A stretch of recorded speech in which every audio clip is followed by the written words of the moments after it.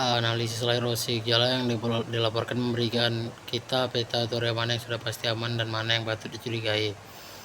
Layar sudah terbukti berfungsi karena bisa ping gateway. Yang pertama itu layer 1 atau fisikal, sinyal fisik atau kabel atau wifi baik.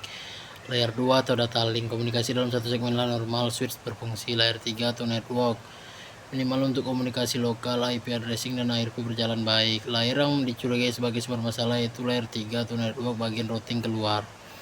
Ping ke gateway hanya membuktikan komunikasi satu lompatan atau one hop, belum tentu gateway berhasil meneruskan routing paket keluar jaringan menuju internet. Bisa jadi table routing di gateway bermasalah atau koneksi gateway ke ISP terputus. Layer 4 atau transport, web menggunakan TCP port 80 atau 443, email menggunakan port 25,587,993 dan lain-lain. Jika ada firewall yang secara selektif memblokir port-port ini tapi mengizinkan ICMP atau ping, maka gejalanya persis seperti yang dilaporkan. Ping jalan tapi service lain mati. Layer 7 atau application, ini kandidat terkuat. Web browser dan email client sama-sama bergantung pada DNS. Untuk menerjemahkan nama, misalnya www.google.com atau mail.company.com menjadi alamat IP, ping ke gateway biasa dilakukan dengan IP langsung, bukan nama domain, sehingga tidak melibatkan DNS. Jika DNS server tidak terjangkau atau salah konfigurasi, semua aktivitas berbasis nama domain akan gagal total. Poin kunci analisis, karena dua layanan berbeda, web dan email, gagal bersamaan. Ini mengarah ke penyebab yang sifatnya umum atau share, bukan spesifik ke satu aplikasi. DNS adalah komponen yang dipakai bersama oleh hampir semua service. Itu sebabnya jadi kecurigaan utama dibanding misal masalah konfigurasi khusus di browser saja. Perbandingan model dengan model TCP atau IP. Cara paling sederhana memahami perbandingannya adalah dengan melihat filosofi masing-masing model. OSI dirancang sebagai model konseptual atau pendidikan, memecah komunikasi jadi 7 tahap rinci agar mudah dianalisis secara akademis. Meski di dunia nyata batas antar layar 5, 6, 7 sering kabur, TCP atau IP dirancang berdasarkan implementasi nyata di internet. Hanya 4 layar karena protokol seperti HTTP, SMTP, DNS semuanya memang berjalan menyatu di level aplikasi tanpa pemisahan sesi atau presentasi yang ketat seperti DOC. Pada kasus troubleshooting ini, perbandingannya itu DOC kita bisa berdebat apakah masalah DNS masuk layar 7 murni atau apakah kegagalan resolusi nama menyentuh layar 5 atau session tidak pernah mulai.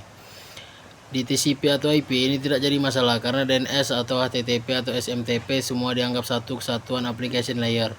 Model TCP atau IP lebih actionable. Begitu kita curigai masalah atas transport layer, langsung fokus ke DNS dan protokol aplikasi tanpa perlu memilih supplier lagi.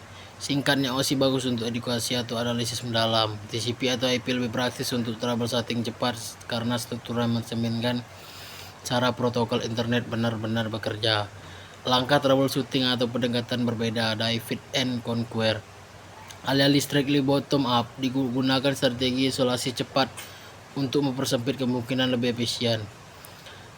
Angka 1 yaitu tes pembeda kunci, ping by IP versus ping by name. Satu tes ini saja sudah bisa memisahkan masalah routing versus masalah DNS.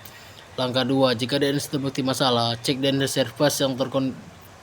server yang terkonfigurasi dan coba ganti manual ke DNS publik. Jika setelah ganti DNS langsung normal, selesai akan masalah ditemukan. Langkah 3, jika ping by IP juga gagal atau bukan DNS, yaitu dengan cek default gateway dan routing table. Tanyakan apakah pengguna lain di jaringan yang sama mengalami hal serupa. Jika iya, masalah di router atau USB bukan di komputer pengguna. Langkah 4, jika ping IP dan DNS normal tapi tetap tidak bisa browsing atau email, curigai transport layer. Cek apakah port tertentu diblokir, yaitu dengan cara cek pengaturan proxy system atau browser. Cek software firewall atau antivirus lokal. Langkah 5, jika hanya email yang masih bermasalah, web sudah normal, fokus ke konfigurasi email client, server SMTP atau IMAP, port jenis autentikasi atau enkripsi. Cek apakah ISP memblokir port 25, umum terjadi untuk mencegah spam. Langkah 6 itu dokumentasi. Catat semua hasil tes di setiap langkah untuk referensi. Jika perlu, eskalasi ke tim jaringan atau ISP.